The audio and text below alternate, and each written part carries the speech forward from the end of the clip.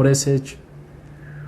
Y hay muchísimos ejemplos que muestran, ¿sí?, que el propósito y la meta del Islam era expandir la religión de Allah subhanahu wa ta'ala y crear la justicia entre la gente.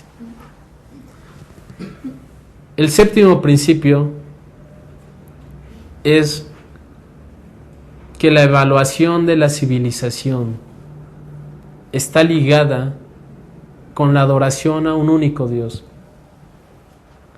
Para que una civilización o una gente sea realmente civilizada, es esencial que tenga una firme convicción y creencia en Dios, el Altísimo, que siga las leyes ordenadas por Él, porque esta creencia junto con estas leyes es lo que transforma al mundo entero en un lugar de seguridad y verdadera felicidad. Un mundo en el que cada persona se va a sentir segura con respecto a sí mismo, a su familia, a su propiedad y a sus posesiones. Cada persona, si esto se aplicara, conocería el rol que tiene en su vida. Todos los tratados, ya sean económicos, políticos y sociales, se han hecho con las intenciones más puras y de la mejor manera. Y esta es la realidad de una civilización. Y es el criterio que se tiene que emplear cuando se decide qué naciones son civilizadas y qué naciones no.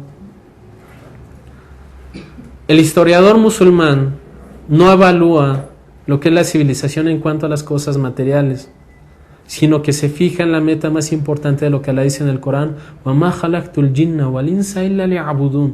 Se no crea a los hombres y los genios sino para que me adoren.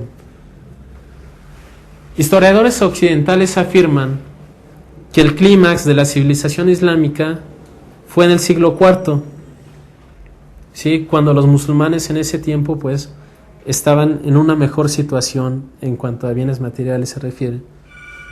Pero nosotros debemos saber este principio, es de que el mejor momento, el clímax más grande de la civilización islámica fue en su primera etapa, con el profeta sallallahu alaihi wasallam y sus compañeros, cuando ellos llegaron a establecer la adoración a un único Dios, ¿sí?, y los modales eran más apegados a lo que dicta la Sharia.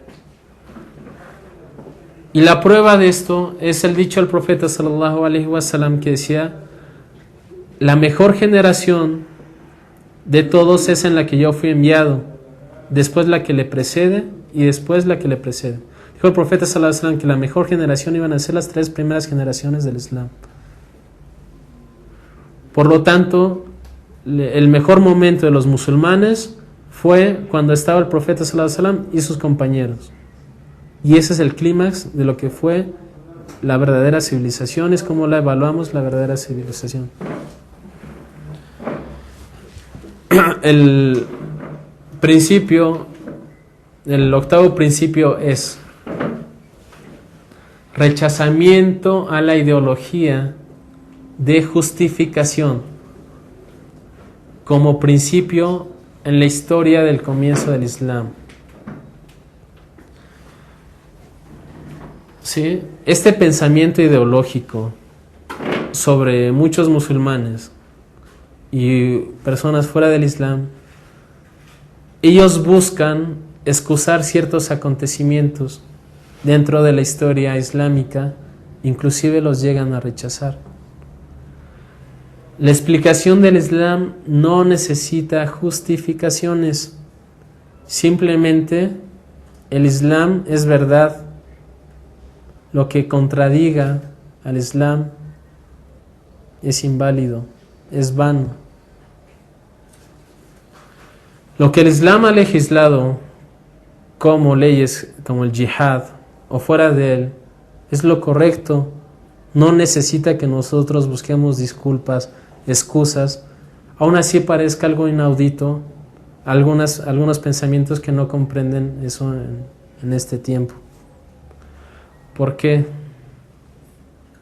Porque el Islam es la religión que escogió Dios, es lo que dice Dios.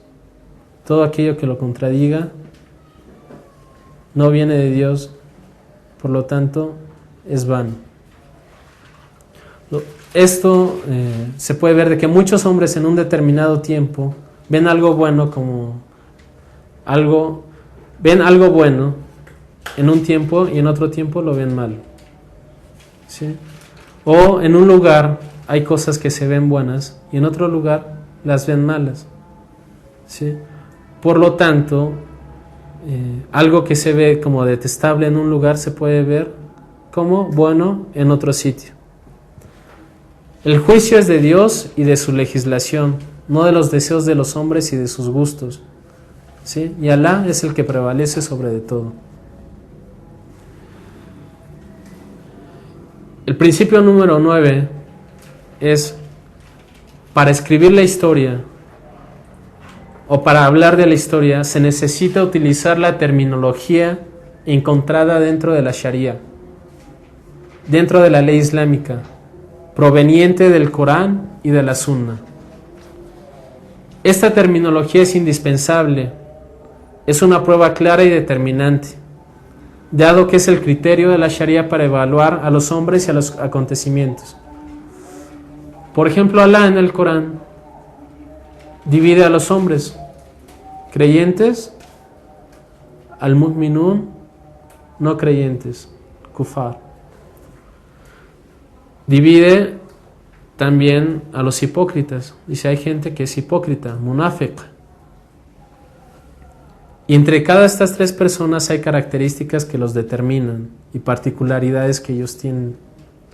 Y es como se evalúan a los hombres y a sus acontecimientos. Los actos son definidos como khair wa shar. Este acto es bueno, este acto es malo.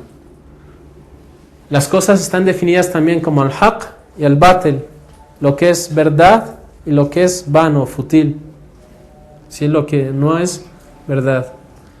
Alá en el Corán menciona ciertos actos como adl, la justicia, ¿sí? Y en otro como bulm, como injusto. Y las cosas entonces se deben de utilizar como las dice la Sharia, como viene en el Corán, ¿sí? Utilizar esa terminología que es la utilizada en el Corán, y eso es fundamental para que se esclarezca y esté totalmente claro el mensaje de lo que es el Islam. El último principio, el 10º, es tener en cuenta el esfuerzo que hicieron los sabios, los ulemá, los musulmanes, en todo aquello presentado sobre el mensajero de Alá, de Muhammad sallallahu alaihi wasallam, en cuanto a compilar sus dichos, informar acerca de su vida, como el Imam Bukhari en su libro Sahih, en muchas de los relatos que él pone en su libro, él casi siempre trata de escoger las personas que estuvieron presentes en ese acto, ¿sí? No pone una narración, o la mayoría de las veces pone una narración de personas que vieron o que a través de sus sentidos atestiguaron el acontecimiento que pasó. Y eso es algo que nos da una certeza muy clara, ¿sí? Obviamente un hecho que es narrado por alguien que lo vio, alguien que lo escuchó, alguien que estuvo en ese momento, pues es mucho más creíble de un acontecimiento que es narrado por personas que no estuvieron en ese lugar. Entonces, los compiladores de las narraciones proféticas se fijaron mucho en eso, quiénes eran los que los narraban, tenían sus principios para saber quién era mentiroso, quién no lo era, y eso es algo que solamente tiene el Islam, ¿sí?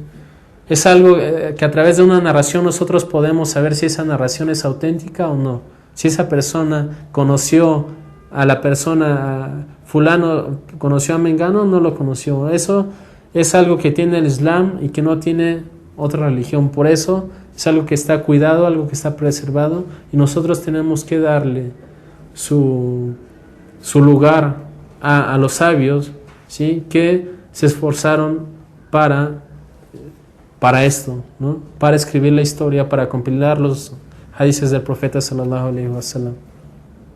¿Por qué estudiar la historia? Porque del profeta sallallahu alaihi wasallam. Simplemente porque si no conociéramos al profeta, si no supiéramos lo que dice el profeta sallallahu alaihi wasallam, no sabríamos cómo adorar a Dios. No sabríamos cómo llevar nuestra vida a cabo de lo que Dios ordena a los hombres. Ibn Kathir